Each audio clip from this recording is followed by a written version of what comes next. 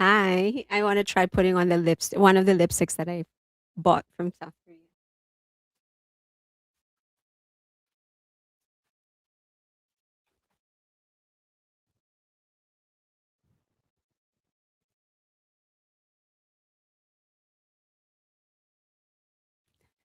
I showed you guys this, but okay. I want to try putting it on.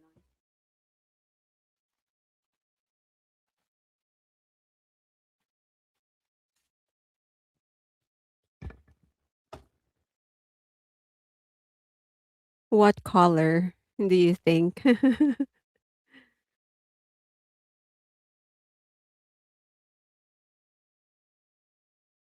Hello. My cold is well, of course, is still here. My fever is gone, which is a good first step.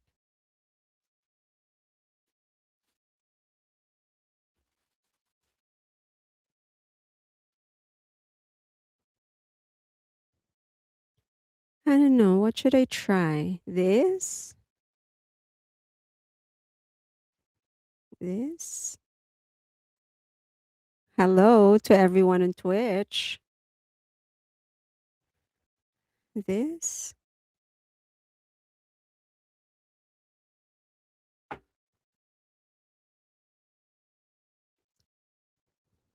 This?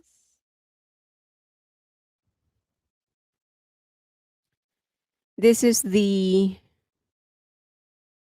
This is the one.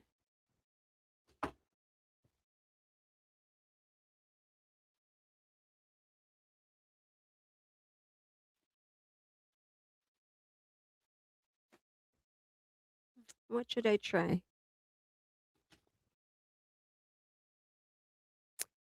Hello from Twitch. Hello to Twitch, I mean. Let's try this one. Cheesy. Hi. Okay, while I'm saying hi to everyone, I'm gonna put my lipstick. Hi, Hanako Grace, Nadira. I saw Papa Mochi. There was also a Mama Mochi and also a little boy named Jimin too. I saw that. I think the name. Well, I'm pretty sure the mother named him after Jimin. Um, ah, I'm gonna destroy the box anyway. Lisa Parker. Oh,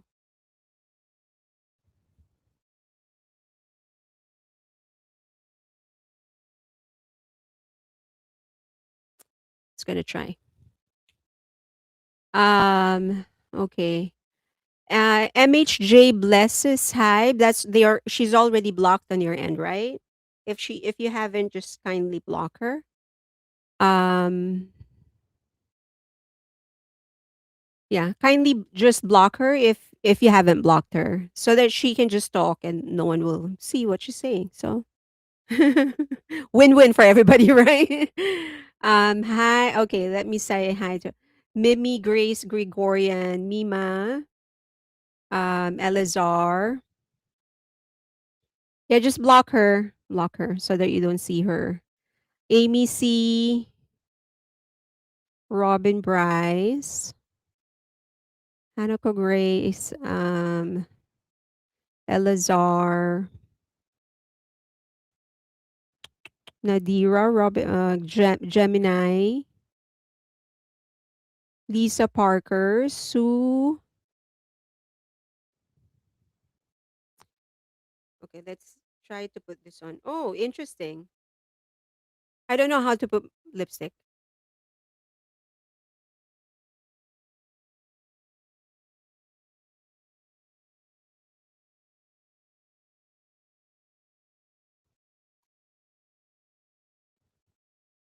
Doesn't seem like I put anything on.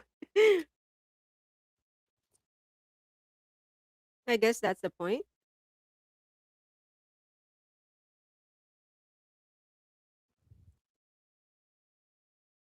How was that?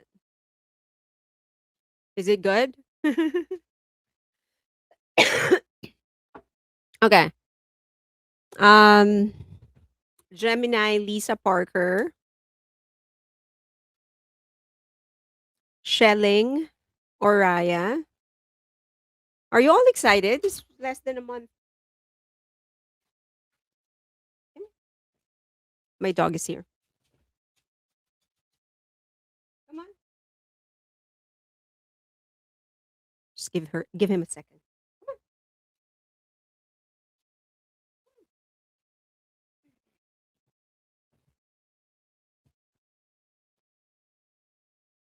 Uh, Excuse me. You're supposed to say, excuse me, be polite if you're gonna burp. Okay.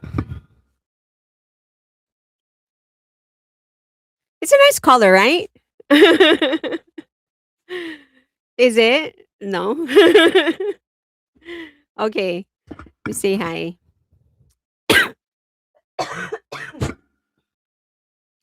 Carla girl, how are you? Are you tired?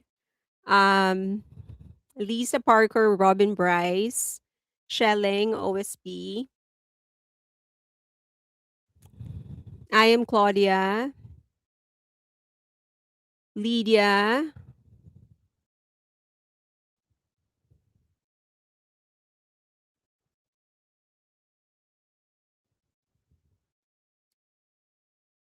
Jax, Leah Warburton, Michelle Santiago, Amy C. Carol Faye, Shelling, Jeep, Chic,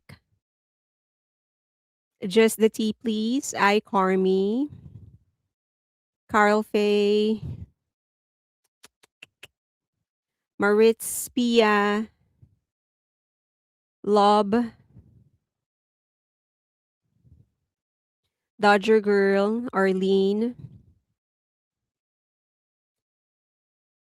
How am I feeling? I'm feeling better. Last Friday, I was supposed to do the live stream for members only. I couldn't because I just totally lost my voice. That was the only, but I was better then.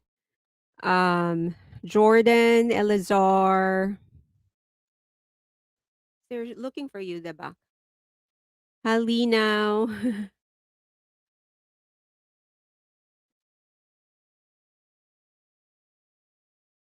My phone just responded to me.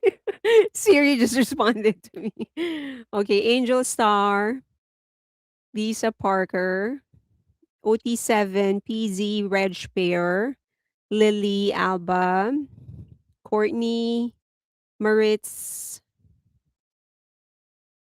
Cassandra, Bangy Luna, MLB, Angel Star, Just the Tea Please, Lorena on Twitch, Angel Star is also on Twitch, Bomac, Lisa Parker, Dodger Girl is on Twitch, Michelle, Gemini, Grandma, Ozzy,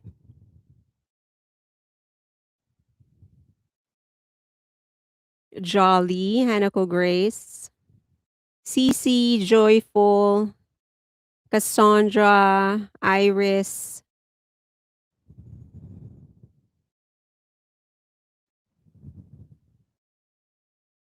Joyful, Arlene. Okay, I think I've said hi to everybody. Tracy, Lynn, Taryn, Danielle, Test, Oraya, Juveline, mm, Nigma Price. Okay, let me just close one thing. Okay. Joy, Monine. Wow, lipstick looks amazing. Thank you. I like it. Lip gloss. Is it lip gloss? I thought it was lipstick. That gives you an idea how dumb I am when it comes to makeup. Um,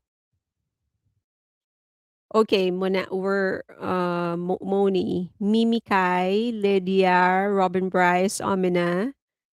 Your lip gloss is poppin'. Okay, it is poppin'. That's the name of the brand. Peri Peri poppin'. Very pretty color. Okay, thank you. Mm. You sound and look better. Thank you. Okay, 7 purple. Okay. Thank you so much. I thought it was lipstick. That's right. I thought I'm such a dummy. Okay. Um Hello. So I was supposed to do a live stream last Friday, but I just lost my voice. I was down like right after I did the live stream Wednesday night. I couldn't even get off the bed. Like I think I would have had to crawl. And then then Thursday I was just like anyway. But Friday I actually started getting better. And I could have, I could have done it. It's just that I didn't have a voice, but, like, energy-wise, I had the energy to do it, but I did not have, any voice. So there's, like I'm gonna have to learn sign language real quick for me to be able to do the live stream Friday. So I'll just make up for the paid members. Maybe tomorrow, maybe not tomorrow, maybe Thursday or sometime another time. But okay, so I'm feeling okay, Sanik. Thank you so much. So just so excited. So it's going to be less than a month from now, and we're gonna be seeing them. Can you imagine? So that's the 23rd. Oh my gosh. It seems like forever ago when we were talking when we first started talking about the Vegas thingy. And so I know that I'm going to have a conversation with Amy after the live stream because I know that she organized some things, some dinner or lunch or whatever.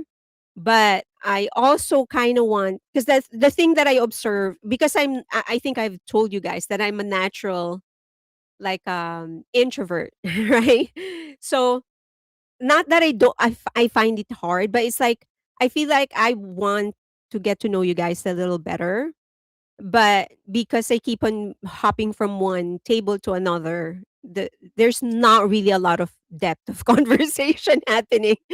So maybe like aside from the dinner and the lunches that she arranged, maybe I can like do smaller groups, maybe coffee or something, even if it's just like 35, it's like 31 hour, 30 minutes, 1 hour. Just at least for me to get to know you guys a little better. So let me see if I can do that. The only other thing that I am trying to consider is the BTS the city. Because I do wanna go to the different sites. And of course, my mom is with me. And whenever we can, I'm going to take my dog with me as well. So let's see what's going to happen. Um, so that's what's up. And then there's the Vegas is such a dry altitude, not great for R7's vocals. I know that well, yeah, that's another thing that they might have like some issue with this, but I'm sure that there are the doctors are getting ready for it or whatever. Um I remember so one of the it, does anyone does everybody here know the Journey, the band? It will be cool to meet you. Yeah.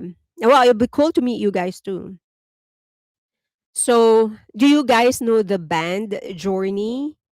So the lead singer is from the Philippines, and his name is Arnel Pineda.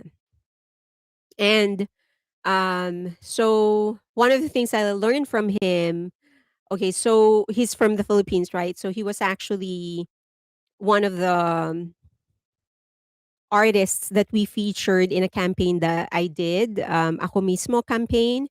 It was actually a charity campaign, and then it was going to be for a nonprofit. I have seen the Journey so many times from the 80s to just a few years ago. Oh, perfect. Journey is old school. It is. They are very, very old school. So he sounds like Steve Perry. um, so we, so we had him as a like as an artist for one of the campaigns that we did, and not the actual one, the not the first one, but the current one that they have, Arnel Pineda. So one of the things that he actually told me about was that I can't even remember why we got to that to talk about it. I think it was because I think he flew back to the Philippines just for a specific campaign that we were doing with I can't quite remember, quite honestly. But anyway, he said that one of the issues that he was having was his voice. So, I said, "Oh, that's horrible," because he needs to go back to do a show with Journey. I was like, "Oh, that's horrible. How can you how will you be able to recover? Like, you have, like, 2 days to do that." And then he told me about, like, "Oh, there are injections that you can do, but the problem is that even the doctors don't usually recommend that you take it, like, 2 days at consecutive because it's going to be bad for you." I can't remember what kind of injection. It's not like illegal thing. It's like, like legit, medical thing, and that they can actually get injected so for the voice to actually get better. So maybe that's something that they'll do. I don't know. But he did say, Arnell told me then that he said it's not something that the doctors would recommend that you do every day. So it's like if you're in your last stretch, like this is your last concert and you absolutely lost your voice, then you can probably take that. Robin Bryce, injections are only temporary fix. Yeah, that's what he said. So maybe that's something that's on the card for him. Anyway, um, oh, I actually took a picture. I can't remember where I put that picture, but I definitely have a picture with him. So, but yeah, he's such a great guy. Some BTS members have had injections. Yeah. Journey, they played here last month right after Twice. My cousin just saw the band play in Oregon. I think the guys do IV treatments. Not sure if I saw it. Yeah, maybe. So, but I hope that it's so dry. It's going to be very, very dry. But anyway, they still have El Paso, right? They still have Mexico, and then they're going to come here. So I'm really super excited. We're gonna be there a day earlier, my mom and I. Um, I might take her somewhere first, and then I'll see you on the 23rd. Okay. So, do you have questions before before I proceed? Let me just my throat is dry.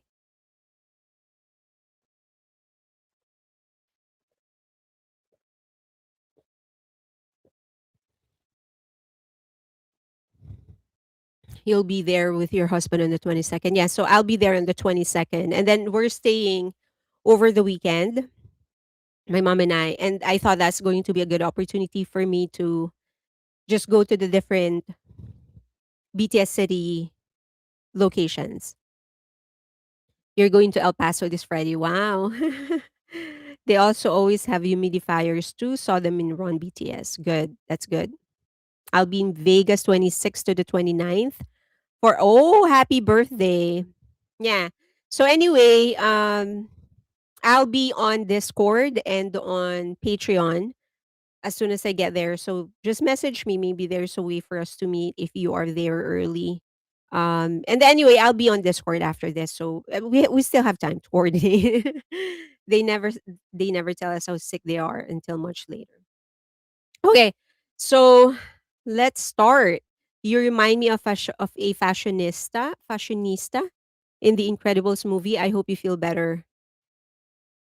Whenever I do my hair like this, they told me I look like Edna.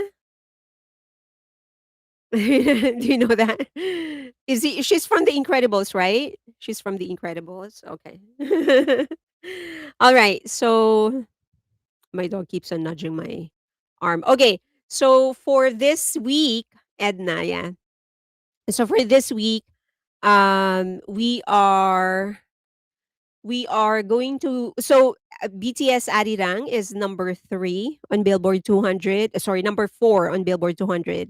So we have formally surpassed BTS's own record. When I say we, I mean BTS and we because we're helping them achieve this record. Um so to n- they are now the running longest charting in the top 10 album of all albums from a Korean act. Previous to this, it was Map of the Soul Persona for 3 weeks. And then it dropped to number 17 on the fourth week. Now it's Arirang on the third week at number 4. So I hope we could maintain it there for longer. And then for Global 200, they are at sorry, and Global 200 excluding the US, they are at number 2. Global 200, they are at number 3.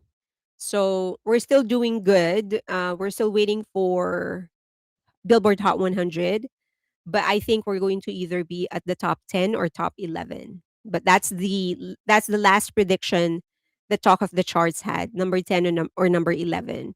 So um I hope we bump it back because right now we don't have, of course, it's natural for the sales to start going down on its fourth week.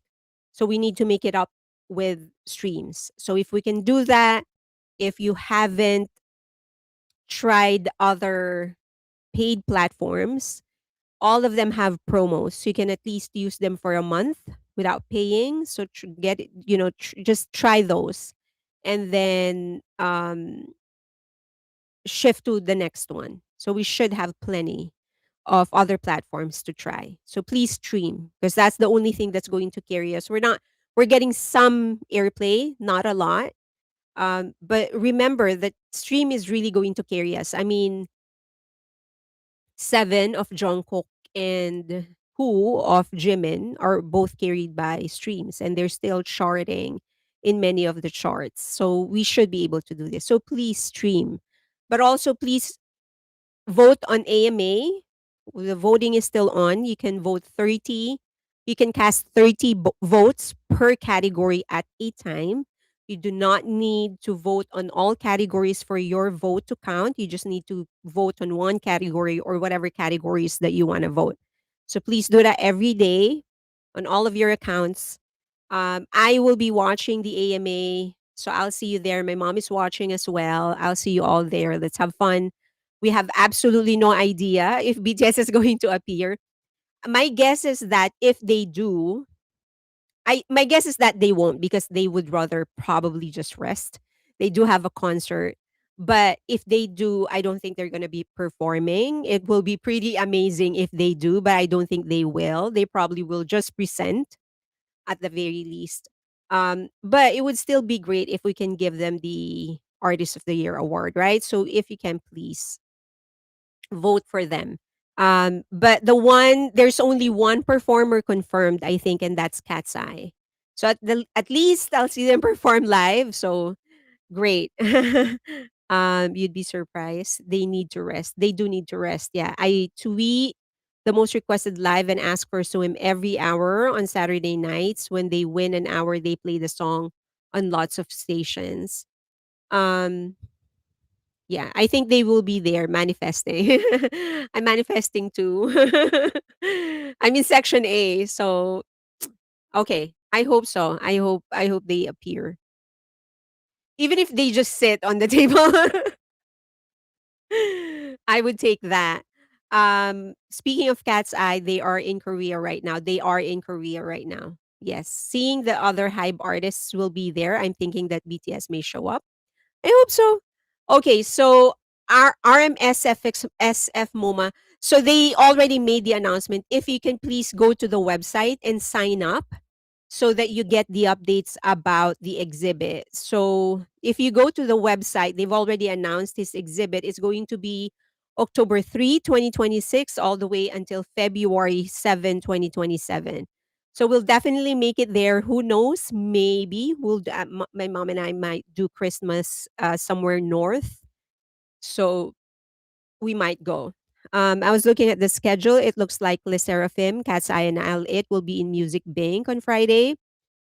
I don't understand how Swim is so on top and not Buddy to Buddy, even though Buddy to Buddy is most favorites. It's the one being pushed.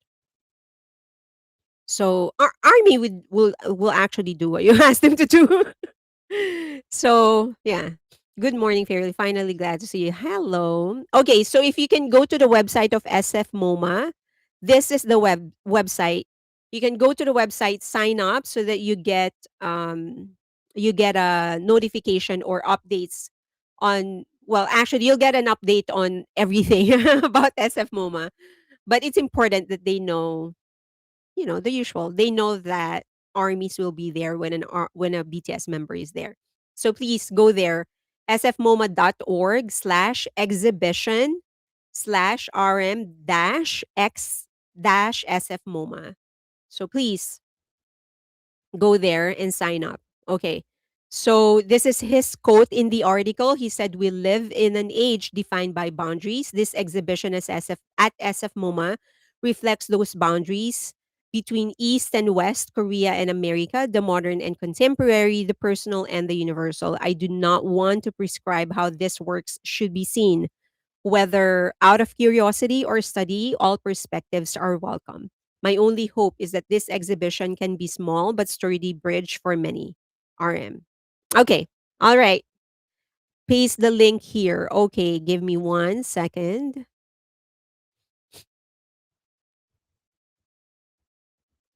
I will do that. All right. There you go.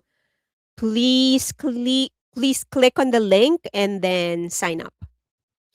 Okay, I hope they also do exhibit in LA. I hope so too. I mean, LACMA is just right there. I do have a confession about LACMA though. So I've been here for 14 years in LA and I've never been to LACMA. I would pass by probably like by average about once a week and I would never I've never been. Not once a week, maybe once every like at least once every month, maybe. Okay. All right. So I hope they do that. Give me 1 second.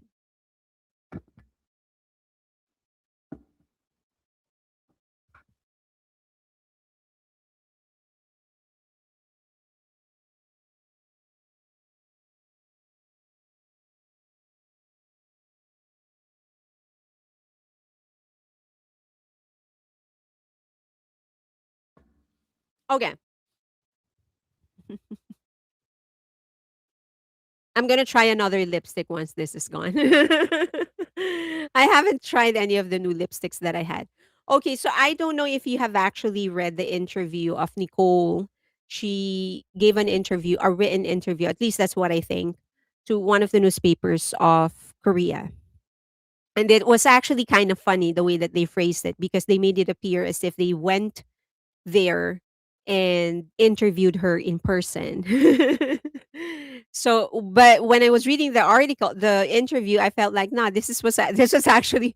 I mean, I'm a journalist as well. I practiced journalism for a bit, and I know what a Q&A is when I see one. So it seems that it was actually it was the question was actually emailed to Nicole, and then she responded in email as well, or at least in some kind of a written form. So that was one that was funny to me. Second is that they really couldn't interview BTS.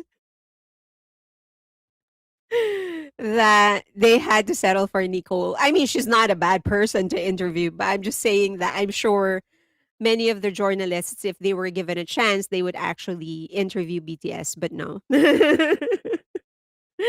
Okay. All right. So signed up, sign up. Yes, I read it. Okay, by the way, Santos Bravos is killing it in Korea. Their training is really good. When they dance, they won't look Latinos at all. But why will they not look Latinos? Latinos are cute. Okay. Okay, so this is the interview. We're gonna go through the interview and then we're just going to like talk about some of the things that she said and some of the questions. So I will give you the link right after so that you can read the actual interview. So, oh, by the way, before I go to the interview, this is the performance director of BTS. And this was just funny because one army sent me a DM on X and it was so. Did you lose me for a bit? I saw my platform getting reconnected. So, um okay, going back. So there was an army who sent me a message who was like, it's like, yes, yes. A quick second. Okay, yeah, because I don't know. I told you whenever a platform upgrades, it actually downgrades. Anyway, so this army was so funny. She was like, "I'm so disappointed in you." It was like, "You disrespected me. You didn't tell me that this is the performance director of BTS." I'm like, "Yeah, he's been a performance director of BTS for a while now, even before the military." But anyway, if you want to follow him, that is his handle, PCMKR Googie. All right. So he's the performance director of BTS. I know you're gonna ask me to paste the link, so I'll do that. One second. Um, and the performance directors of Hybe would sometimes actually do challenges together. Uh, so he does a lot of challenges with other performance directors, like the performance director of um Eyelet. Okay, I'll show you. They don't look Latinos dance okay, got it, got it. Media.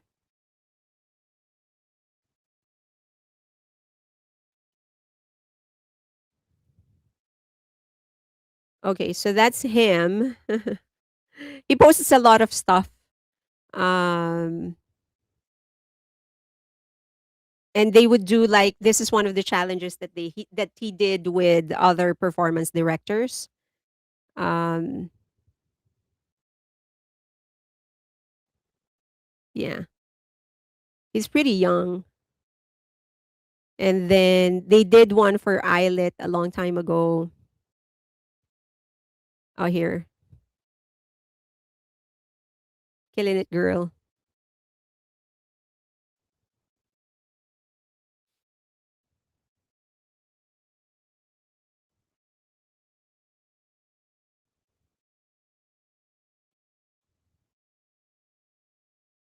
So, yep. He was like, "He's so hot, you did not tell me." Does he have his own fan club as well? I know, right? Like everybody around BTS is like, Mr. Lee has his own. Now he's going to have his own. Okay, so if you want to follow him, and then you might want to follow the other performance directors as well. They're not yeah, Amy. You have to follow Amy. She's the performance director of Le Seraphim. Um, I have absolutely no feeling on my legs, baby. So Amy, you need to follow. She's the performance director of Le Seraphim. I'm already following him. Okay, following. Enigma, no, just Mr. C. Okay, so all right, so that's him. Okay, so as I've said, I think going now, let's go to the interview. I think this is an email correspondence instead of an actual interview. But according to the article, they went to Hybe and met with her to with Nicole to interview her. It's possible that they actually met with her, but the actual questions I think they gave it to her via email and she responded via email as well. So that was just a little funny to me that they framed it that way. So this is the first question. Why did you return to the US? So remember, she spent 2 years with Colombia and then she came back. And she said, I rejoined at the suggestion of Chairman Bang Chiyuk and the other members. What is your role? And she said, I oversee a wide range of projects from BTS music to brand management. Since the members have very clear ideas about their music and albums, I just try to offer an alternative perspective. And so remember in the documentary when I did the reaction to that, I said that one of the things that I think is expected of her is really to provide another perspective. If BTS is going to surround themselves with people that will just agree to whatever it is that they're going to say, then they're not going to grow. And also because BTS themselves are so in sync with each other, they have the tendency to sort of empathize and sympathize with each other when someone else has a point. It does not make for tension, and contrast always makes you grow, but because the group is so in sync and they so love each other and they so admire each other, right? So it's easy for them to agree with each other. That I think having another perspective is really what they needed. And I think that is probably why they asked Bang Shi-yuk to come back for this project. Remember, Bang Shi-yuk said that it was actually also BTS who suggested that he comes back for this project. And now they're asking, and they asked Nicole to come back for this project because these are the people that were with them before they became this big. So if there's anybody who knows how to talk with them, that's one. Second, if there's anybody that they would respect and they know has consideration and has their best interest at heart, it would be the people that were there from the very beginning. So I think that was like, and she's pretty clear that that's her job. She made it clear that BTS already know what they want. Like they don't need help in that department. What they need is tension, and that's what she's being paid to provide. And BTS doesn't always know the business side of things. They need that perspective as well, correct? Okay, so what was the most challenging part of the album? The members felt a lot of pressure returning to fans after such a long time. I thought this was like a very, not measured, but a great response in giving something substantial, but also not giving the reporters any more information they could pick apart because she gave the perspective of the fans. Not really our perspective, but BTS's perspective for the fans. Like they're not concerned about the quality of the music as much. What they're concerned about is they just want to deliver something great for their fans. So they're not thinking about becoming better or commercially selling more. They're just thinking about their fans. Um and this is like I think one of the useless questions ever. There were even disbandment rumors.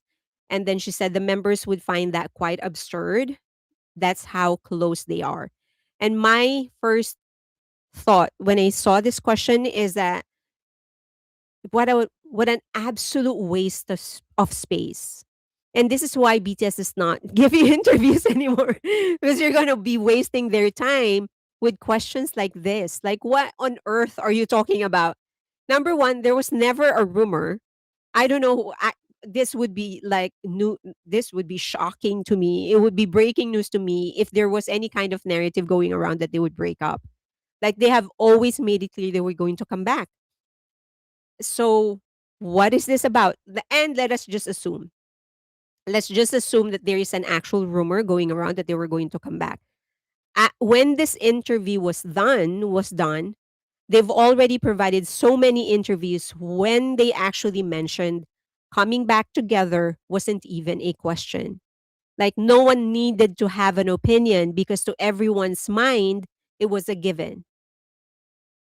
So I don't know, like how else do you want BTS to phrase the answer to this question or the information to this? They've made it very, very clear. Of course we were gonna come back. Like it was not even a question. And in fact, in the last interview, in the Rolling Stone interview of Suga, he actually mentioned it. He said, and this was the exact way he phrased it. Nobody needed to have an opinion and nobody had an opinion because it was a given we were going to come back together again. And he even said he understands if it was going to be surprising for foreigners or for outsiders that it was such an and it was such an automatic thing for them, but that's just how it was. And so I thought this is one of the reasons BTS stopped giving interviews to many mainstream media because you ask useless questions like this. Like questions that nobody need to hear about. Um I think they've latched on to that comment RM did in one of his lives about thinking about disbanding. probably, probably. But he also clarified that as well, right? Like RM already clarified that as well. So I don't know. How large are these sessions? They're talking about the songwriting camp. And I have something to clarify about this. So the members participated for about 2 months, she said from July to August of last year, including producers. There were over 100 people involved. Each producer stayed anywhere from 2 days to 1 or 2 weeks. And Diplo was selected early last year before the members were discharged. as the lead producer overseeing the local process under the direction of A&R team and Chairman Bang. Two pre-songwriting sessions were held in August in Los Angeles, April, and May. Um,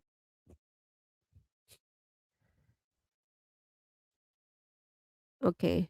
Carla Girl, Bangi Luna, so true. People can remember the certain comments, but they forget the truth. Uh, they ignore the content all the time. They ignore the content that will not serve their narrative. Okay. May I ask what the pre-writing song sessions are? So usually there's a lot that you can accomplish in a pre-writing session, and it doesn't really serve like one only one specific purpose. It can serve multiple purposes. As far as I understand from all the stories that they have communicated and from the stories that I've heard myself, one of the things that they were trying to accomplish here is to just be able to create like beats and if possible melodies to present to BTS. And from there BTS will be able to say I like this producer, I like this composer, I like this guy and whatever. Let's work with them. Let's work with them. And so many the tracks that they produced in the pre-writing session don't didn't necessarily make it in the final one, although many of the elements from the pre-writing sessions made it into the final one, meaning BTS would pick specific things like, oh, I like that beat, I like that 5 second beat, something like that.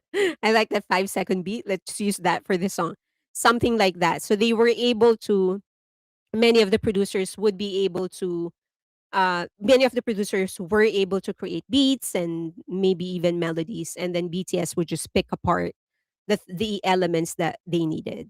So it was more for them, for Bang Shiyuk, for Diplo to come up with a roster that BTS can choose from. Okay. So like no songs were created yet. No songs were created yet during the pre-writing session.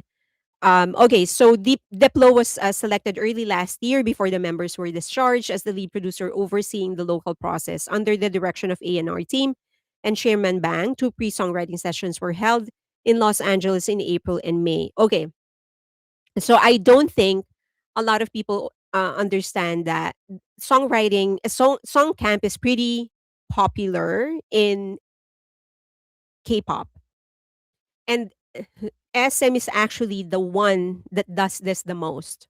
They would do a lot of writing sessions, songwriting camps, usually at least once every 2 months. And it could be in South Korea, it could also be in the US.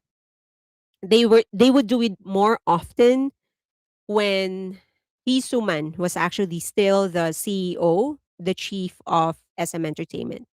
However, however, in their song camp, the idols aren't there. It's just it's only Suman and the songwriters. And the Suman would not he would barely participate.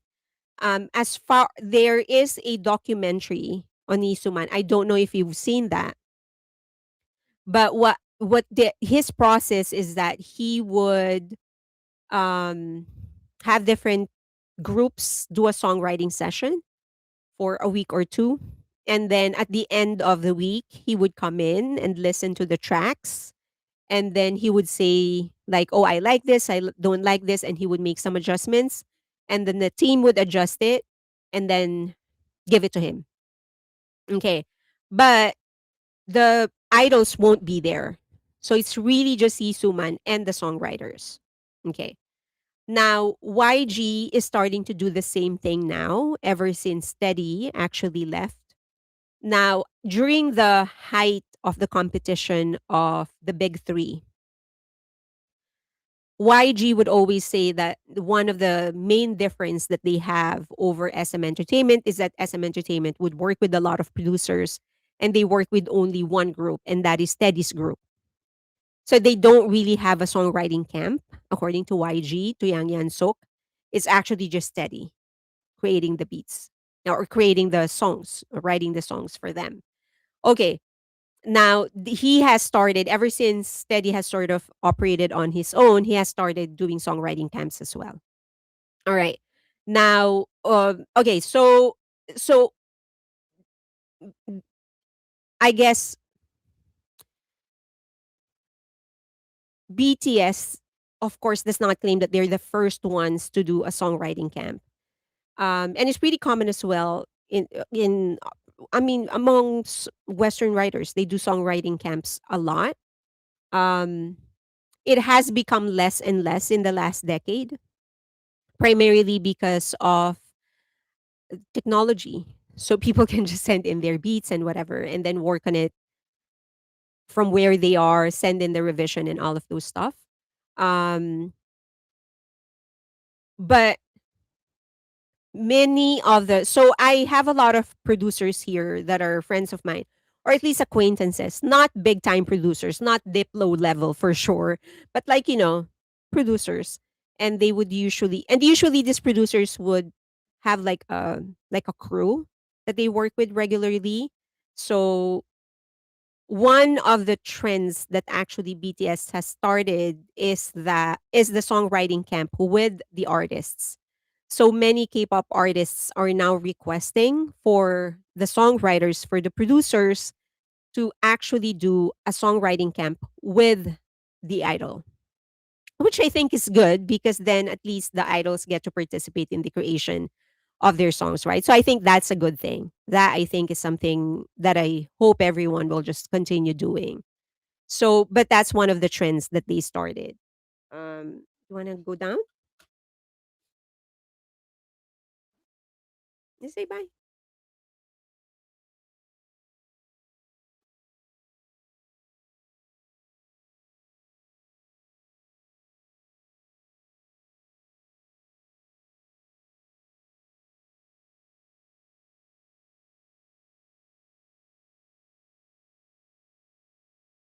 Say bye. You tell everybody, see you in Vegas. I will see you in Vegas. Excuse me. When you burp, you need to cover your mouth and you say, excuse me, excuse me. Okay, bye bye. Love you.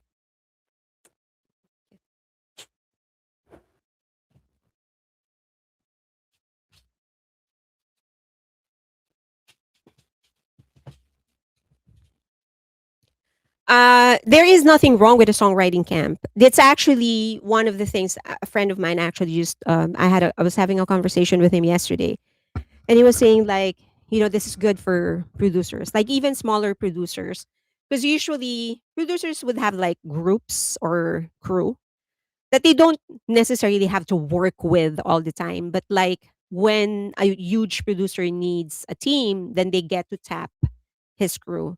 So these are good for like the low level, mid level kind of producers because they get to have work. So that's really good for them. When you invite them on a session, you already pay them. So that's actually good for the producers. Now, what the songwriting camp of BTS did is that they, as I've said, now it's not just the producers and the head of the agency that's there, but the idols are actually already working with them. So that's good both for the producers and for the idols themselves because they get to participate in the songwriting camp. Okay. Um True, yeah. So for SM that was like just in case like someone says hey songwriting camp is nothing new. Well, of course it's nothing new. It's not even new for K-pop. This is something that has been going on for a really long time now. But the main difference now is that it's starting that the idols themselves actually get to participate in the camp. Okay. Um let's go back to the interview.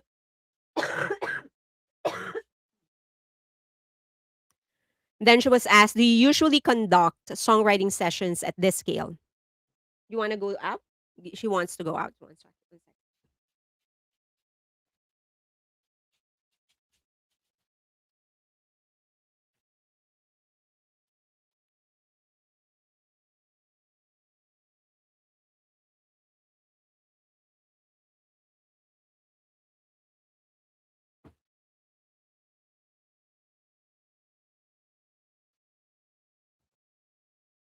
Okay, I'm back. Sorry for all the interruption. Um, so do you usually she was asked, do you usually conduct songwriting sessions at this scale? And she said, we've worked on albums in the US before, but never stayed together for an extended period to write music since this was a comeback after a long time. We made the session larger and longer. The idea came from Chairman Bang. Instead of relying on a single producer, working with many allows for more diverse directions. Thankfully, producers came from the US, the UK, and other places. Um, so OSP, can you ask that to me again after? I will answer that question. Okay, so the one thing different about the songwriting camp, as I've said, songwriting camps in the US is very common. A lot of people do that now, and they've been doing that for a while. It's just that it's becoming less popular because of technology. So people can just write from wherever they are, and then they would send in their track, get some feedback, revise it, and send it again. And the cycle continues until they get to the final product of the song. Now, the other thing that is different from the songwriting camp is that a lot of the producers that they worked with are not like just whoever, right? It's not like this is Will Made It we're talking about, you know. So these are some of the like one of some of the best producers that you can ever tap. And so asking them to fly in from wherever they are to to come to the US and spend like 3 days to 1 week to 2 weeks, that is not an easy ask for someone like Diplo, for example. Because he is in a position to say, "What do you mean you want me to stay there for 2 weeks? Like, go F yourself. I don't need that." Right? Because they have their own name in the industry and they don't need it, I mean, money-wise.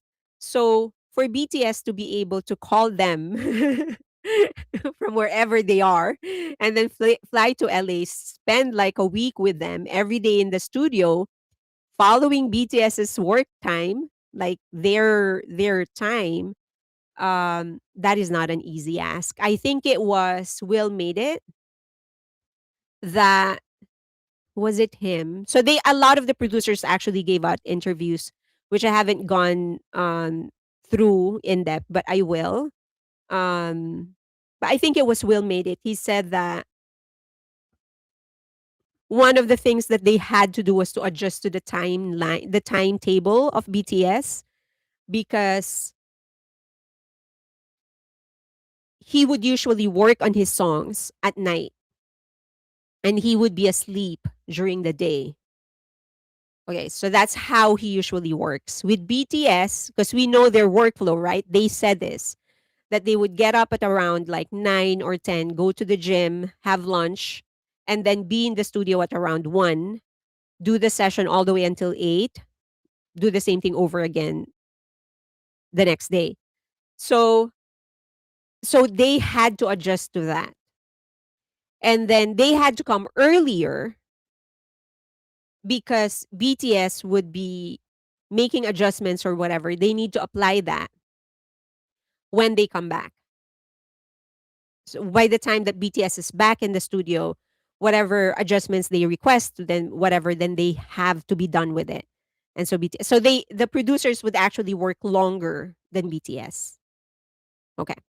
So for BTS to actually have many of these producers do that for them and not have the producer and not have them adjust to the producers, that's a pretty big deal. So anyway, um this is like one of the things that um this is how you know this Korean media isn't really doing their research, because if you want a substantial interview, these are the questions that you would ask, right? Because I we know the answers to these questions, like we know that this is the longest songwriting session, the songwriting camp that they have done. We know that how the process started and what, like, we know all of this. And they should, like, the Korean media should, because it's been all over the place. This is something that BTS has talked about so many times already. They talked about it in the notes, in the studio notes, when they did their live stream for the release of their album. They did it in the documentary. They did it in Rolling Stone. They've done it so many times that I feel like, why are you asking it again? Like, aren't you doing your research? And this is what separates, like, a good reporter to a really good journal, from a good from a wannabe reporter to a good journalist. Because a good journalist would start from what is already there, because you don't want to waste your opportunity. So you research what already is there, and then from there you build it so that your article has value. But here, she's just because of the useless questions they're asking, she's just repeating the same things that BTS already said before. Okay. Um, I remember BTS said the camp was different. They have had working hours. Yes, true. Okay. Next. So this is another sample of a songwriting camp of SM. It was featured in Billboard, actually. How does the process work? Another useless question. So she was asked, like, how does the process work of the songwriting camp? And so she said every day members and producers gathered in the studio. They split into 3 or 4 rooms and exchange ideas. The members mainly contributed to melody, but also worked on song concepts. For example, for the track Hooligan, producer El Gensho created the knife-like signature sound, while Jungkook came up with the title, which BTS said many times before, at least 4 times. They repeated this, providing that information at least 4 times. And I remember Jungkook saying this at least twice. So Jungkook described this process 2 of the 4 times that they said it. I'm like, why ask these questions? We know this already. Like, this is a useless piece of question to ask. This is a question that you already should know the answer to. And then from there, you should actually grow this topic. If you want to know about the songwriting session, start from here. Like, this is the information. Okay, what else can you ask about that information? Absolutely useless. Okay. The question was already asked. How do you recruit that many producers? So the A&R team handles most of it, but for well-known producers like Diplo, Chairman Bang had already arranged collaboration. Some producers were chosen because the members specifically wanted to work with them.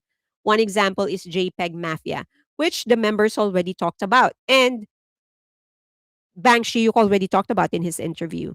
He did say that it was actually um, him who initiated the pre-songwriting camp, and then the members said that there were actually specific songwriters, like producers, that they definitely wanted to work with directly, and asked their A&R team to get in touch with them. So, like, come on. You were given this one chance to actually ask Nicole, the vice president of the company, questions.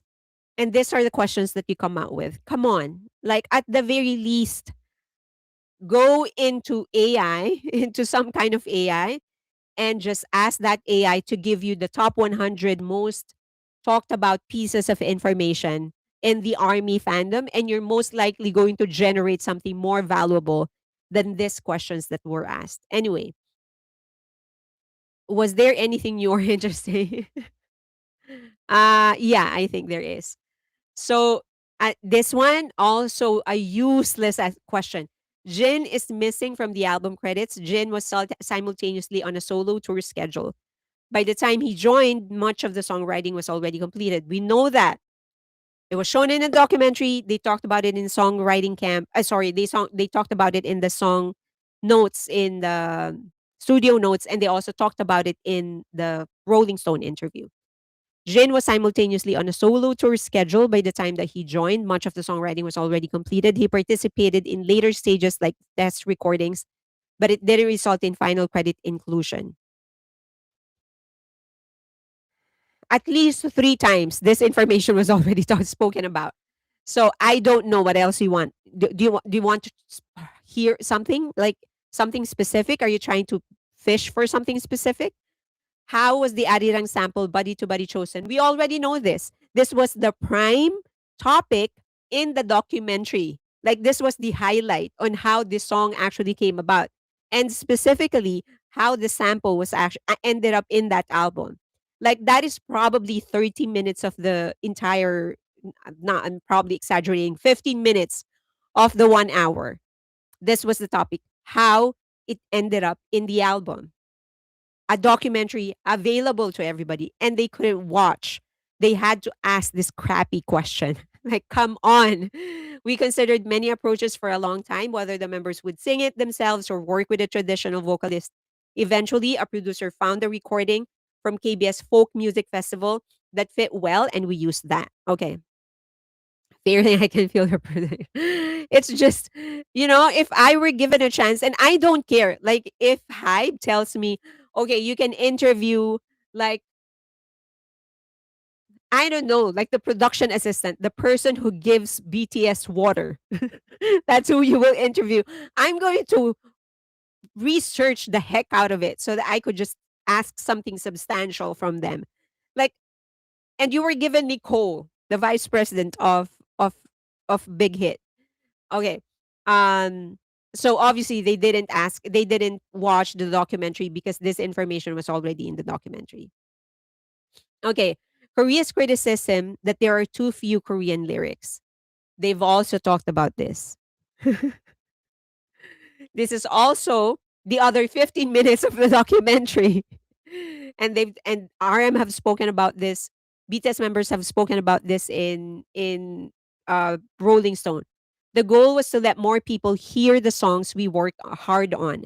There were many cases where overseas broadcasters or radio stations preferred songs that weren't in Korean early on.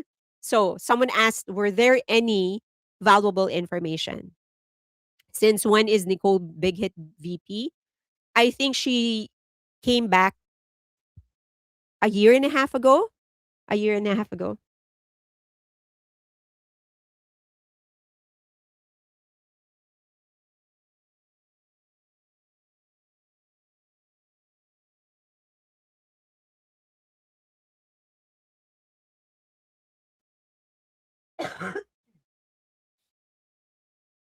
Okay.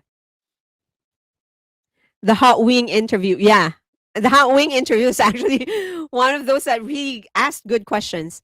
Okay, so the goal was, so someone actually asked, like, was there any good information that came out of the interview? This is one good information that came out of the interview because she confirmed that BTS and the staff knew of the efforts of Army to promote, like, okay, so we already know that they know. We just don't know how much they know. So this is how much they know.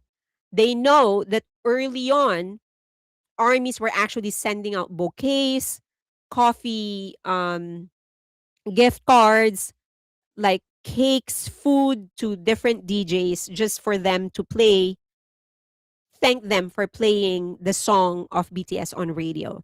That, so now we know that that is the depth of how much they know, because we know that they know how much armies actually work to promote them, but now we know that this is the depth of it. Like they really know. For them to know all of this information, it means that they really know a lot. Okay. So it's not necessarily discrimination against Korean stations, simply prefer languages familiar to their listeners. In some cases, English also fit better musically. For example, with the title track Swim, phrase like Su Suyong, Suyong he. So I guess that's what how you say swim in English. Suyong he. Suyong I guess is swim.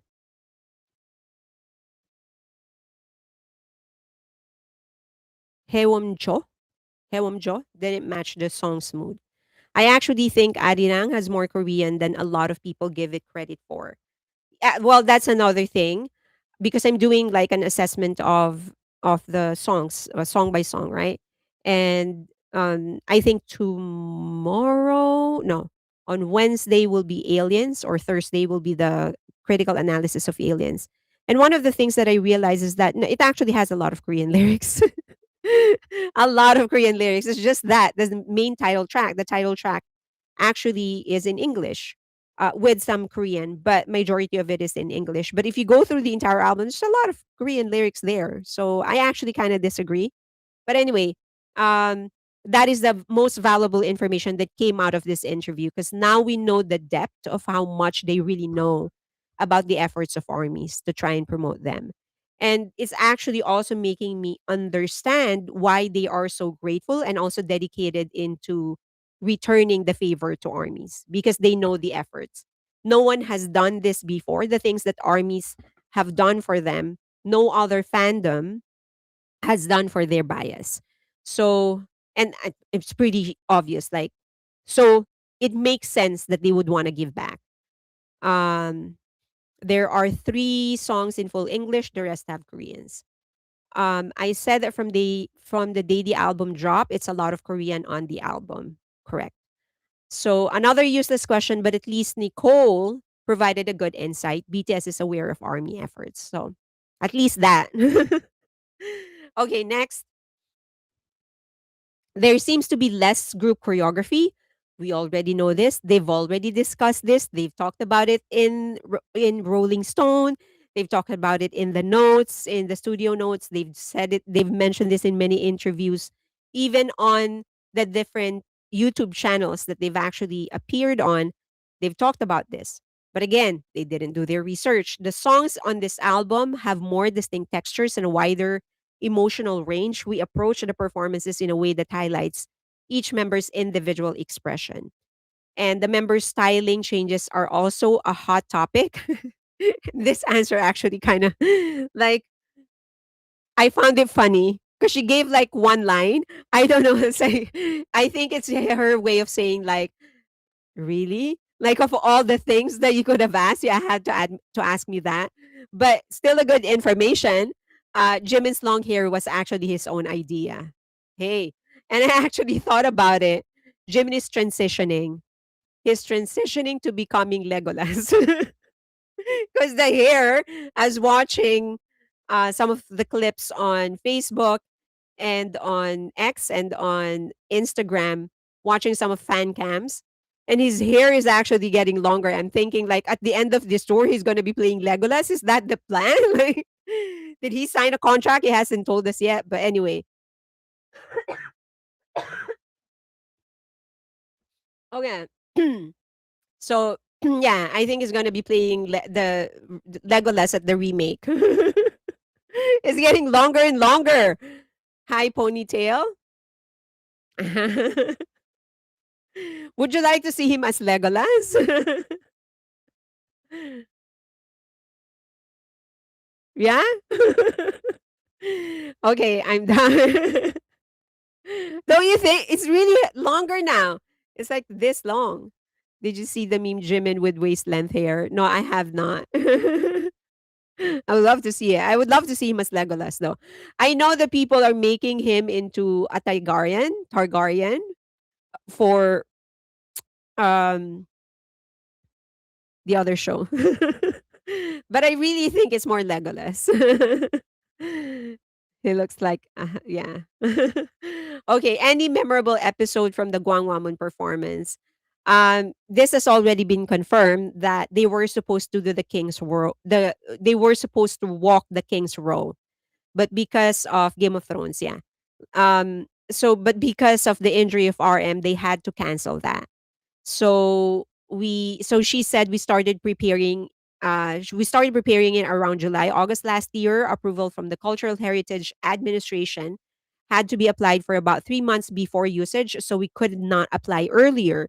So they really have been planning it since last year, since the discharge of the boys. They were all discharged June. That's when they were like complete. So they started planning it then.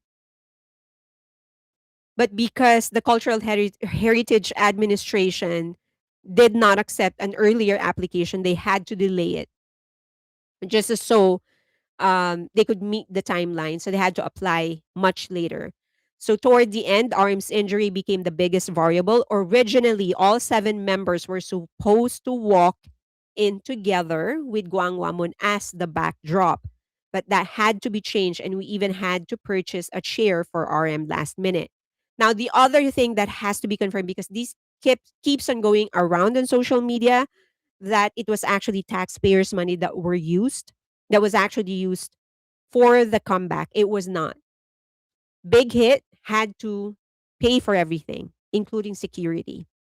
Now, when they apply for a permit, it's natural that there is a fee attached to it. So they paid for the fee and everything else they paid for on top of that. So the construction of the stage, security, private security, whatever, everything actually had been paid by Big Hit.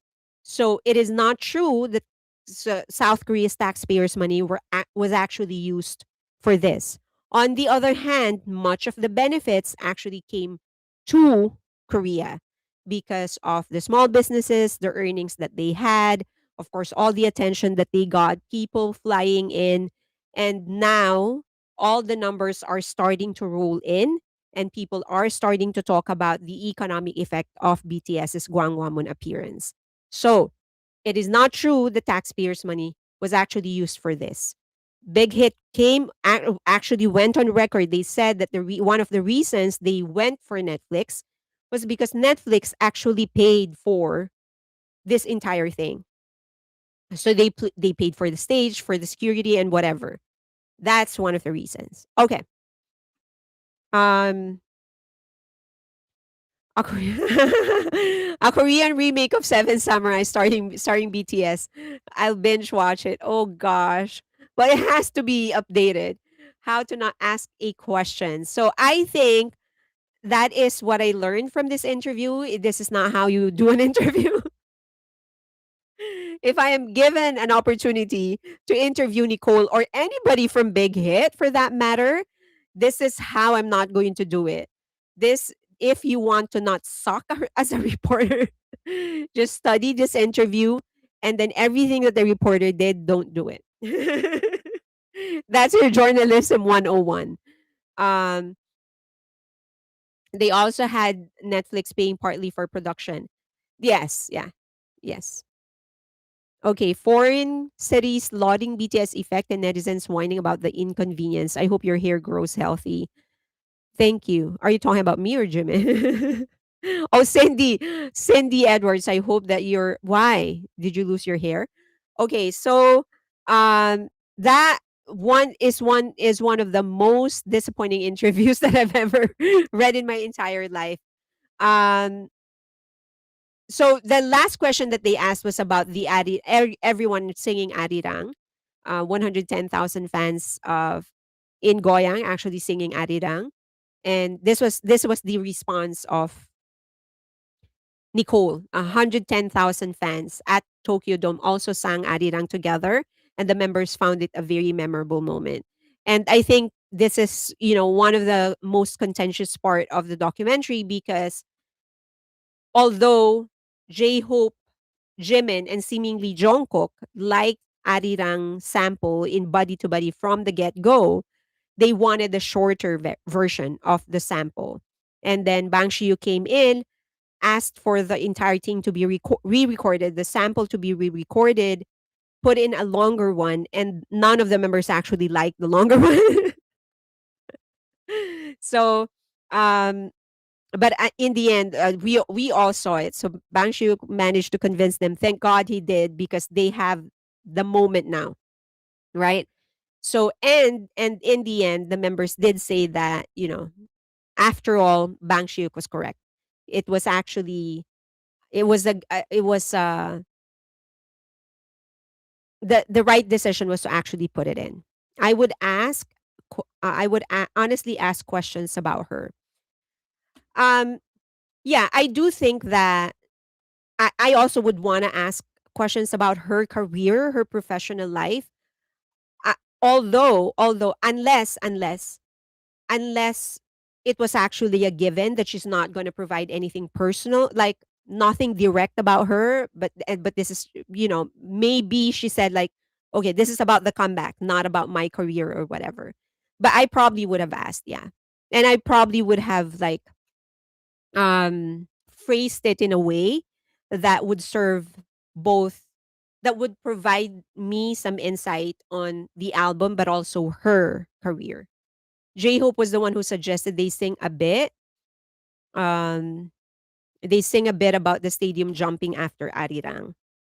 Ah, okay. I know Arirang compromise was good, longer sample, but end with the rappers.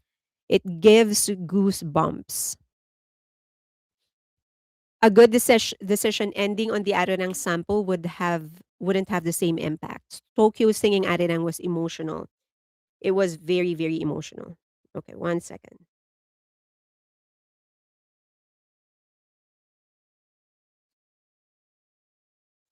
I'm not sure.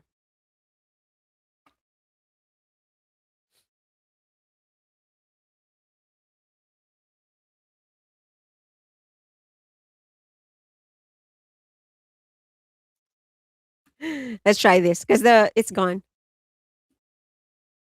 Ah, Velvet. I was waiting for them to go all Korean, to go Korean all the way, and I'm still waiting for it. Have you guys heard One Us, their song Lit and Luna are as Korean as it can get? I was waiting for something similar. Let's try this.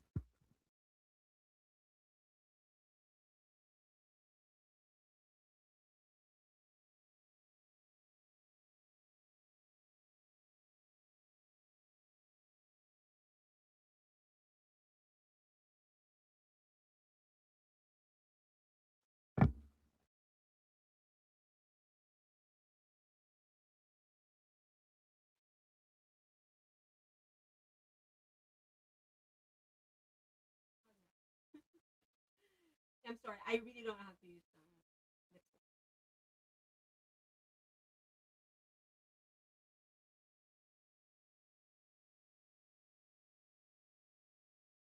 Is it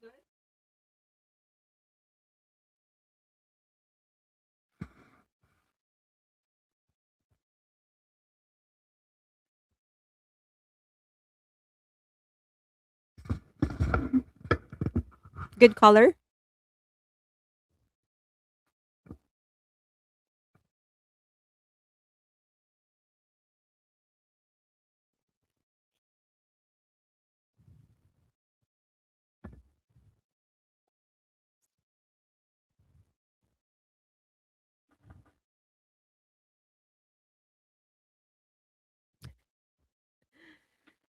It's good.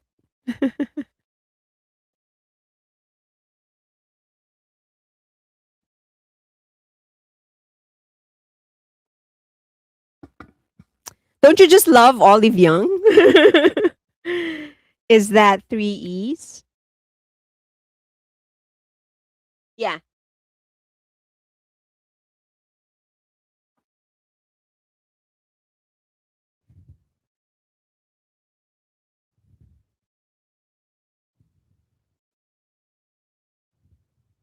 Hi, Gloria. And then it's,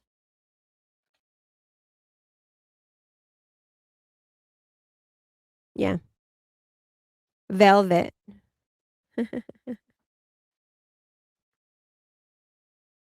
Okay. You can put the lip gloss on top of it. It's funny you're teaching me how to use makeup.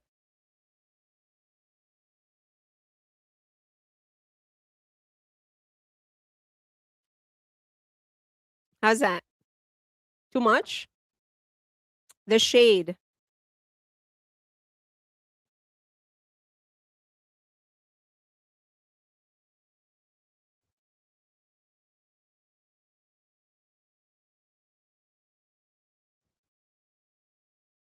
Is it good?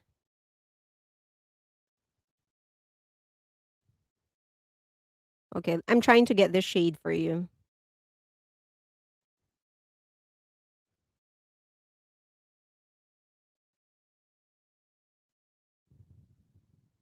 Number 11. Velvet, number 11. This is not a brand partnership. YouTube, do not mark my video. And then this one,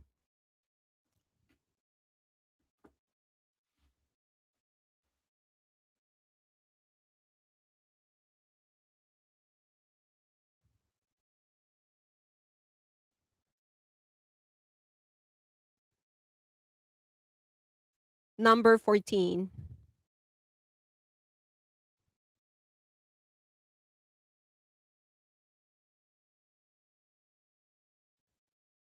Oh, you like the first one? So the first one is just this. Ah, okay. The first one was just this one. And then when it faded, I put it this in, and then on top is this one. Okay. I'm new to BTS, and since seeing them perform, I love it. I hear a lot of people saying they should learn and speak English here in the States. It's not easy learning another language. It is not easy learning another language. Okay. So there is another article um published by Billboard, but before that, let's just go through some stuff. Um it faded fast. Yeah, it faded fast because it's just a lip gloss, which is number 14.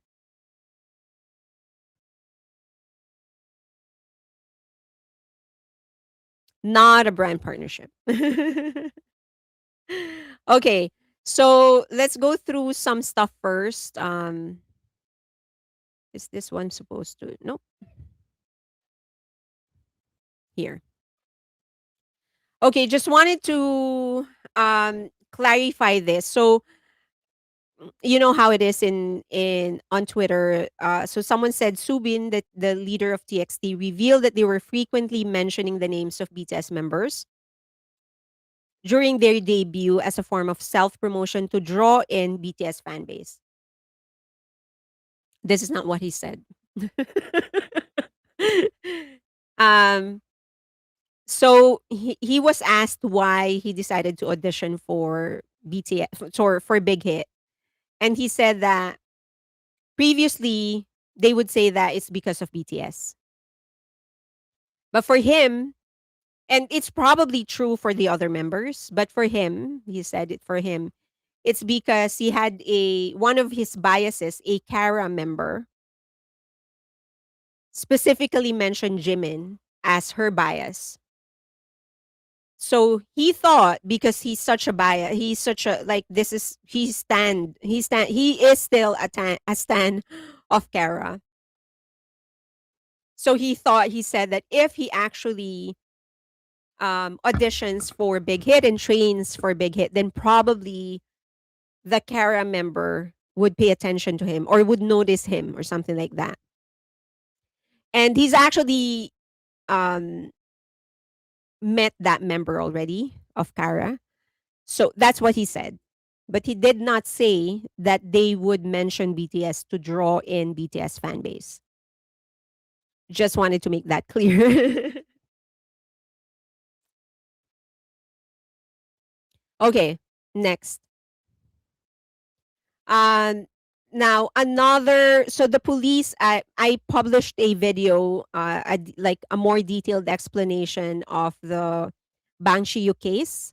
Now, since then, the police actually, since me writing that and recording that video, Seoul police provided another interview, gave out another interview. They have a daily briefing with the press just to update the press about the different cases that they are handling. And they were asked about this case, about the Bang Shiyu case. So they provided some very short answers on some of the questions, but some of them are actually valuable. Um, One of that is that he said that they don't know whether or not they're going to be applying for an arrest warrant again. So that's one information. They did not know whether or not they're going to be applying for an arrest warrant. That's one. Second is that he mentioned that he cannot really provide any more information because it could enter diplomatic discussions. That then, because if you would remember, last time I spoke about that Wednesday, I think, she actually um, asked about, she, the last time I talked about that, I actually said that they denied having received the request from the embassy about lifting the travel ban. And I showed you the headline where I got that information. So at that time, they denied. Now it seems that they are confirming that the US embassy actually sent a letter. And that's why he's being careful, because it is now, it may, he's not saying it has entered diplomatic talks, but it may enter diplomatic matters. That's what he said in the second paragraph, last sentence. He actually said it is difficult to answer whether a reply was made or the specific details as the investigation is ongoing and it is a diplomatic matter. Okay. So he is confirming, yes, a letter was sent. We are now aware about it, and that's why we can't actually discuss it. Okay. So that's the second important piece of information that he provided. Next, difficult to answer. In short, their egos are too big to comprehend the question. Okay. Next is that they're saying that they are reinvestigating the parts where the prosecution requested supplementary investigation. Okay. So usually when the prosecutor returns the whatever it is, could be the warrant of arrest, they would provide you the reasons why they can't grant you the warrant of arrest. And that is and whatever that reason may be. So this is not an exception. When the prosecutor returned to them their warrant of arrest request, there were specifics as to why they can't grant it. And this time, they're saying they are reinvestigating the matter. Now he's saying, so that's the third. Fourth, it is difficult to predict whether we will reapply for an arrest warrant.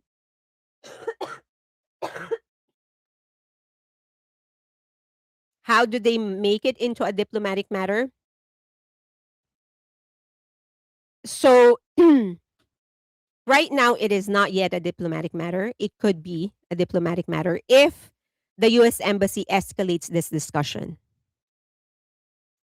So what the US Embassy did was like a friendly discussion, like, hey, is it possible for you to lift the warrant of arrest? Of course, the US Embassy does not have any authority over the government of South Korea in any way, shape, or form. So they can't dictate. So they're kind of like asking, can you lift it? There's some business for us to do. Okay. Now, if the police refuses, which they most likely will, the US Embassy has several options. They can say, okay, was just asking. Or they could go higher. Like the state secretary, for example. They could go, hey, you, listen, this is not, that's not the tone. Like, hey, this is not an ordinary, like, this discussion. This is not just about the concert of BTS. This has a wider economic implication for Korea. There are some investment opportunities that Bang HYUK can actually initiate or whatever as a result of this concert. This is going to be good for both Korea and the US. Can you please allow this to be lifted? Can you please lift this up?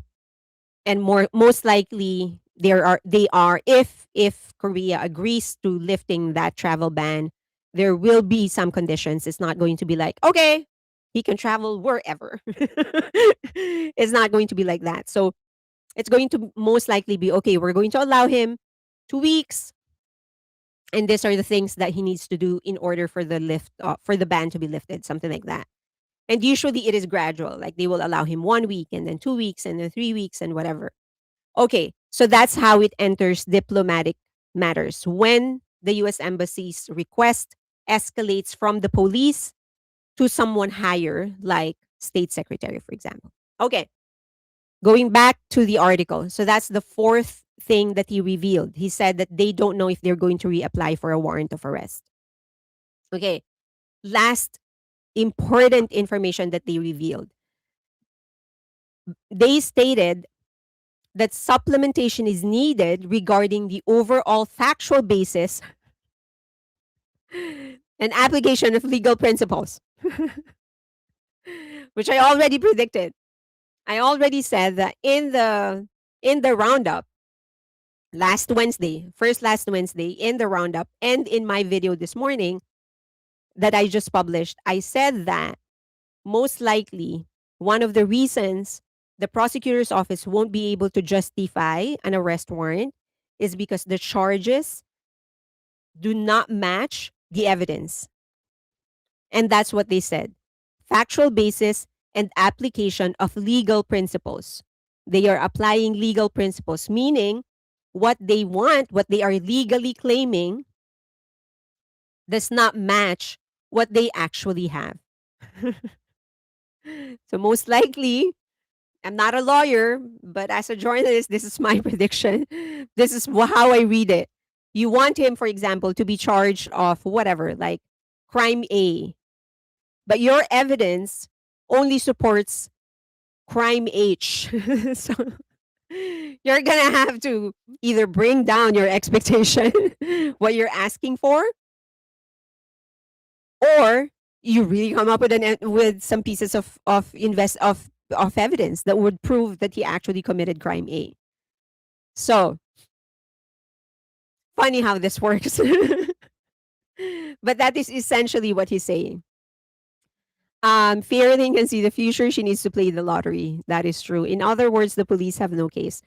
Um, okay, to be technical about it and to be like more factual about it, the rejection of the warrant of arrest does not necessarily mean they have a strong case. It does not. It may mean that it is not automatic. What they're saying is that what it actually usually means is that you just have no basis to detain him, right?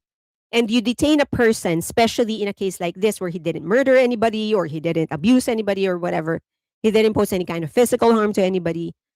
You're essentially going to have to tell the judge, look, we need to detain him because he's posing a threat, a clear and present danger. Just like what the movie says, a clear and present danger. I remember this specifically as a clause in the law because when I did my debate, this was one of the things. Like this, the definition of clear and present danger was actually what we were debating about. So, um, that is why you're asking the police to detain someone because he poses a clear and present danger, a threat, okay, to something or someone. So, for them, the reasoning that they're asking the police to detain Bang Shiyok, the supposed threat is that he's going to destroy evidence. Now, you've already raided his apartment, his residence, his private residence, and his office at least 3 times. At least 3 times. What the public knows, we don't know how many more raids we don't know about. And you've already questioned him 5 times, each time lasting more than 10 hours. And you're scared he's going to destroy evidence? What the hell did you do in that raid? If I am the judge, that's what I'm going to do. That's what I'm going to ask. What did you do in that raid? Did you walk around, Hybe, to look for BTS? What were you doing? If you're scared that you haven't gotten the evidence that you needed and you're scared that he's going to destroy it, 16 months? What are you doing? If I'm a judge, that's what I'm going to ask. Because as a judge, I'm not just protecting you or you as a police. More than anything, as a judge, I'm actually supposed to protect the rights of people. Well, you're supposed to uphold the law, and the law actually protects people. So don't put it on the person because you can perform your job. So what it says is that you do not have any reason to suspect he's going to destroy evidence because you've been investigating this for 16 months. You've called him for questioning 5 times, and you've raided his place 3 times. If there's anything wrong, it is on you, not on him. So don't jail him just because you're scared you haven't done your job right. Okay, so that's what it means. It is not necessary. It does not. It could mean that, I'm just saying, but it does not automatically mean that the case is weak. Okay, they were going through Bang's wine cellar. I don't know, like if you're rating him 3 times, what were you do? What were you doing there? Are you looking for the rehearsal room of the idols? Like why? I really hate that Bang Shuk is not able to be with the boys. They're so close to him.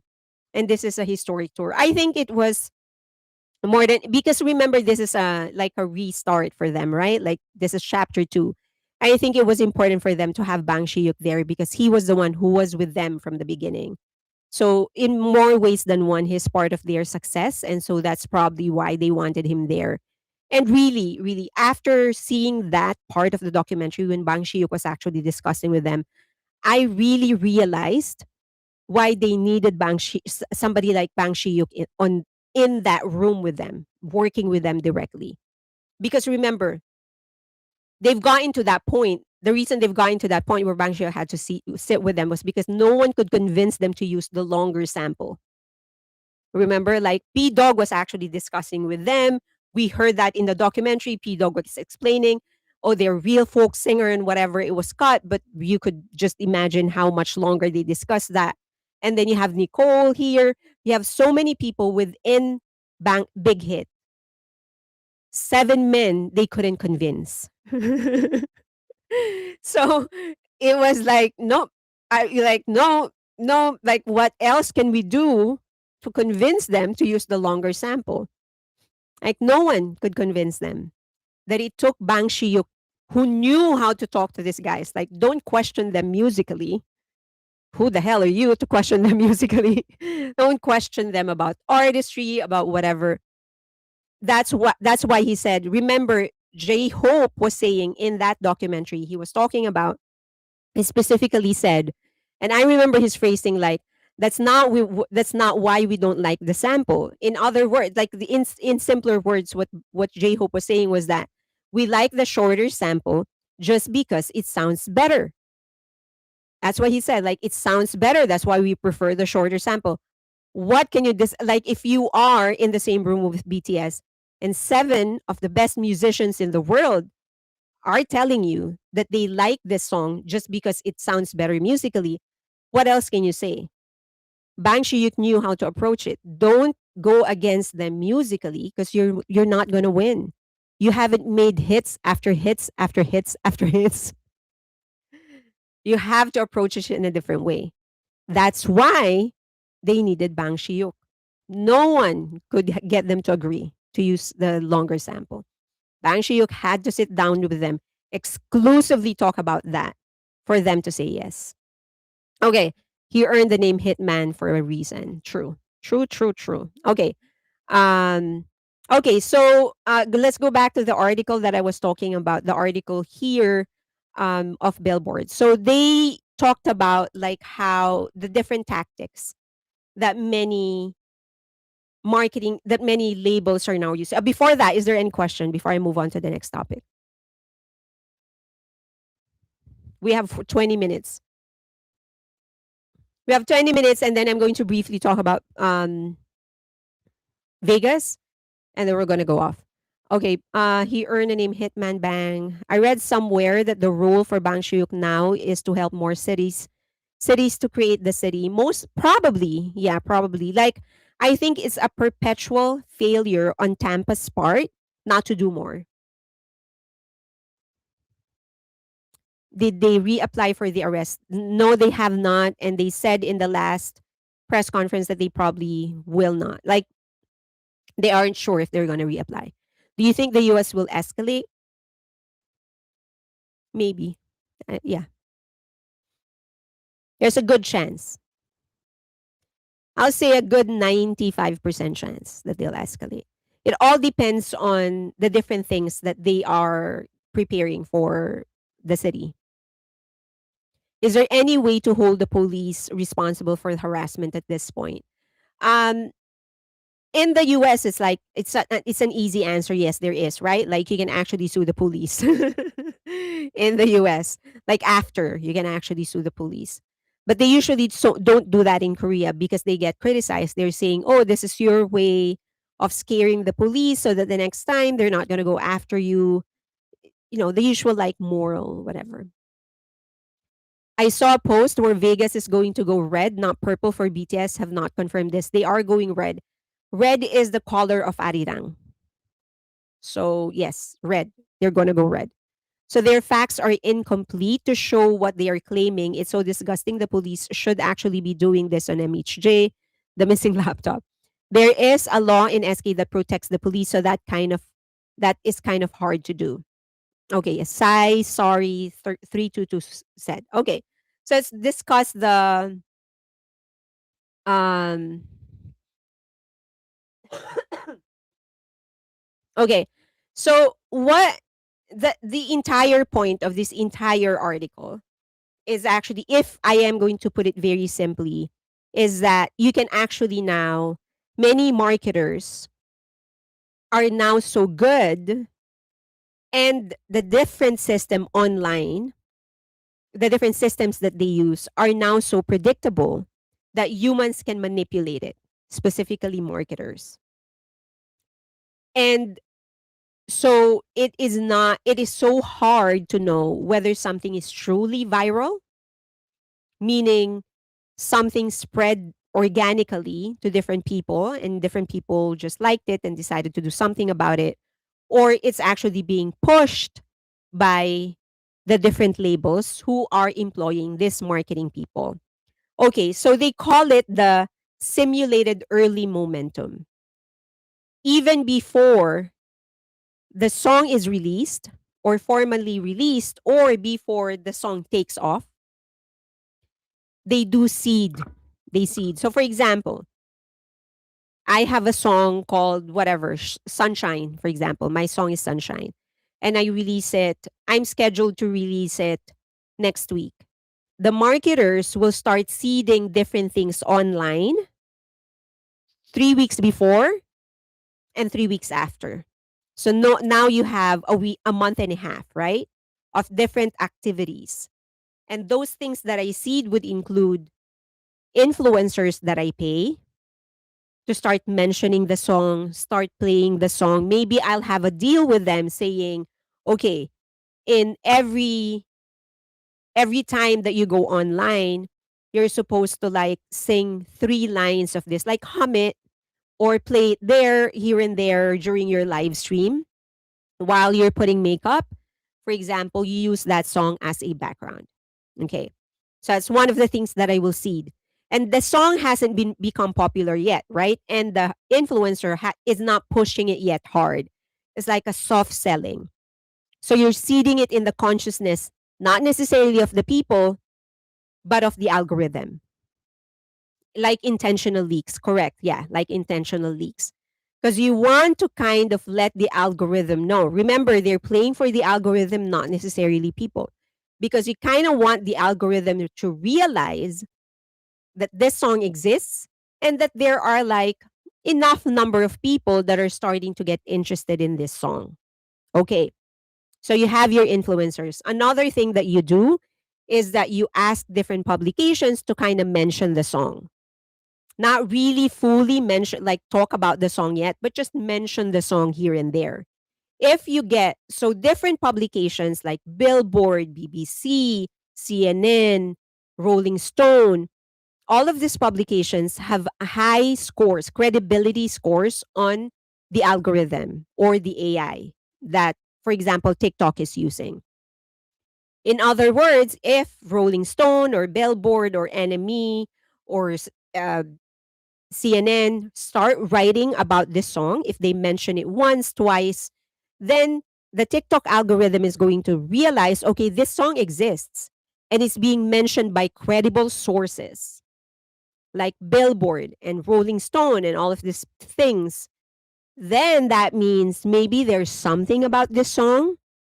You have different influencers already starting to talk about it, and then you have credible media starting to talk about it. Okay, I'm starting to get to know this song. So this is the algorithm thinking. So you start seeding different things. It could also be ads, but not usually. So coordinated posts by different influencers, pre-arranged influencer content, artificial looking but technically real engagement. So the goal is to make the song appear like it's already trending, even before it becomes an actual trend, right? Because once something looks like it's trending, then the algorithm is going to say, okay, people really like this. So someone else starts mentioning it. I'm going to start pushing it more. Okay.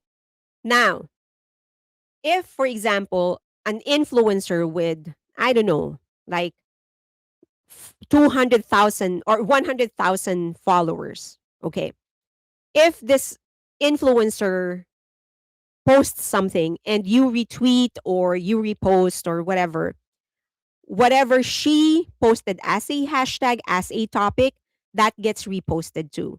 Then the algorithm is going to think, this audience of this influencer, they are usually 18 years old to 25-year-old. They usually are in the United States. They usually are female. This is the audience that like this kind of content. Then the algorithm will then start pushing that content to other people of the same demographics. We call that in marketing, we call that lookalike. The algorithm will look for the same type of audience and push that content to the same type of audience. Then what you started artificially starts gaining traction organically because now it's the algorithm pushing it. Does that make sense? So you're gaming the system from something fake, you're turning it into something real. Okay. Now, influencer, once that starts going, then you start going for more and more influencers and for bigger and bigger influencers. Now, the algorithm is not going to think that this is like suspicious because they will look, the algorithm, if it blows up one day, like five different huge influencers starts using this song, it's the algorithm is going to say, wait a minute, let me look at my record. Yeah, it's been brewing for about 6 weeks, for about 2 months. Yeah, it's kind of like the perfect time for it to actually peak, like for it to reach its peak. So it's not going to mark it, it's not going to ban it because you have the track record for it. Okay. So it goes viral in TikTok, it goes viral in different social media. Micro creators are used instead of usually just relying on big names. It's cheaper to work with micro creators. It's easier to make them do things. Um, and there's more of them. So you can distribute to more people. Okay. Algorithms will override real talent. Yeah. So then the content is often loosely coordinated, same sounds, similar formats, slight variations. And this creates the illusion of independent discovery happening all at once. Meaning, they won't usually use the same clip in the song. They won't usually use it in the same way. Like if someone's using it for makeup, like while they're putting on their makeup, someone's going to use it while they're running. Someone is just going to be doing a dance challenge. Someone is just going to sing it or whatever. Variations of uses. Okay. Then, narrative engineering. Songs aren't just dropped, they're actually given a story, a challenge, a meme, usually a controversy, a fan driven moment. And usually and this is something that it's a practice that has been used before. Like when you drop something, there has to be a story behind it. Sometimes it could be like a story about this. Oh, this song was actually written about the ex, or this was written while I was whatever, like when I was doing yoga in a mountain or whatever. But there has to be a story. The more compelling the narrative is, the better the algorithm is going to pick it. Okay. Okay. So after that, when you do the narrative engineering, then gaming. That's when you use TikTok, Spotify, YouTube rank content, design campaigns that maximize replays, trigger saves, shares, and increase completion rates. So this is when you actually like really promote it, right? Like that's when you call for challenges. That's when you give away stuff when they play. That's when you ask different creators, okay, if you create something and we like it, we're going to give you an iPhone or a Samsung phone or something. That's when you become more blatant in your marketing. Now, whatever algorithm it is, they're not going to find it suspicious. They're not going to say this is purely created by paid marketing, because it has been brewing for more than weeks, for more than a month. It's been brewing for 2 weeks, for 2 months, or for whatever. And then this is when controlled chaos happen. Like you put everything out. So then it becomes a massive hit. So that is the strategy that many labels are using now in order to make their songs viral online. It's not anymore organic. It is gaming the system by starting early, starting quiet, leaving your footprints so that the algorithm would recognize you, escalate until you reach your climax. Once you get to your climax, the algorithm will not think that this is just you gaming the system or just you making a song popular because of paid media, because of all the history that you have established. So that's how they do it. So next time that you see something trending, next time that you see another song that's blowing up on TikTok or on Instagram or in YouTube, don't necessarily think it is because it's naturally being picked up by people. Most likely that was already being pushed. It has been the things have been working. People have been working on that for weeks and months before it actually got to you. So it's not really that the internet is fake. It's just that it has become so predictable that humans, marketers, know what it actually, how it can actually manipulate the result, because it's the algorithm is it's algorithm, so you know how to game it. It's not like a wild thing and you don't know what it's going to do. Okay, so virality is not anymore an organic thing. It's actually a product that you can pay for. You can literally go to a marketing agency and tell them, I want my song to go viral. It's a product that people are now selling. So it's like a guided push. It's not random, yes. And discovery is blurred. It's not just about the song coming to you or a content coming to you naturally. Again, it's all about who actually knows how to push the right product to the right people, or the right message to the right people. And I think at the end of it, um, for as long as you have budget, you have the network, and you have data access, it's easy for you to actually do this. For as long as that is why it's so easy for songs and for singers that are being backed by big labels to actually go viral, because that's what you need, money. If you want to be able to get in touch with um, influencers, with publications, you need the influence, you need the money. So at the end, it will still be artists that are being backed by big companies that will become viral.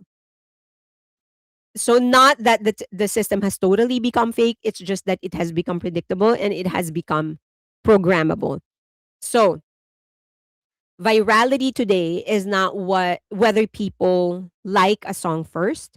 It's actually whether the system is convinced that people like it. So they need to convince the algorithm. And then the algorithm will convince people that they like the song. So it's not organic, it's paid. In the beginning. In the first 90% of the stretch. And then 10%, that's actually that's when it becomes organic. Okay, you have questions.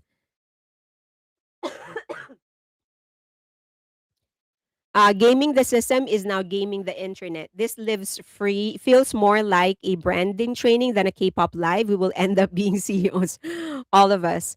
Um,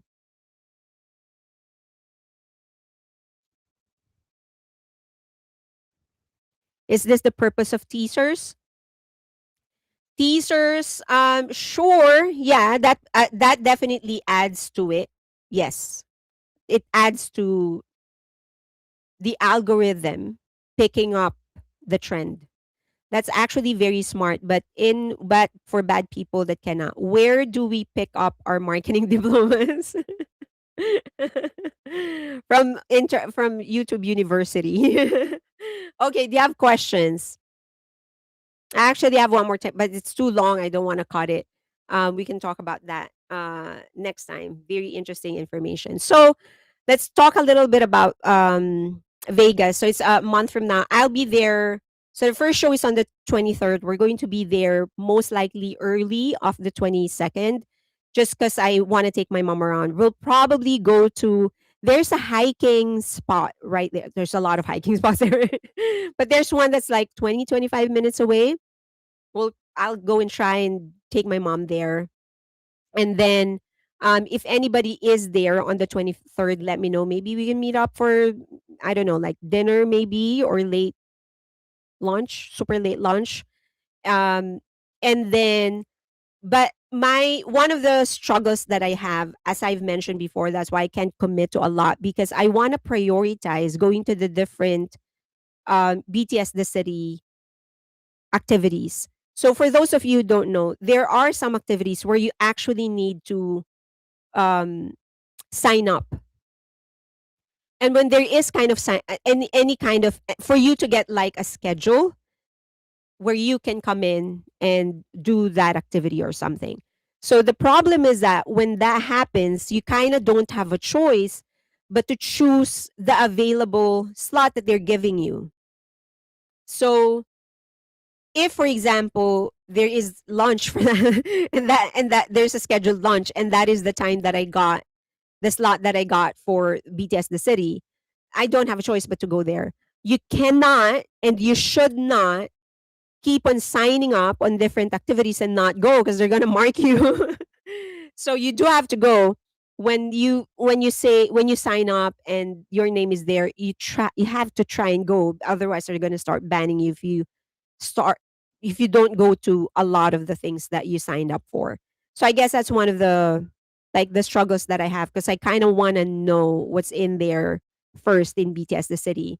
And then I wanted to take my mom around. She's been to Vegas so many times before, but she would usually like stay in the strip because that's like the easier walk for her. I kind of want to take her to for Fremont, downtown, and then like some of the hiking spots there. Um, I want to go, but it's a holiday weekend. My job doesn't allow PTO. Oh my god, why not? Like, is there a reason? Like what? Like the nature of your job? Has everyone clicked their like button? If not, please click to show your support and subscribe. Yes, please. Like it. I guess I can put it here.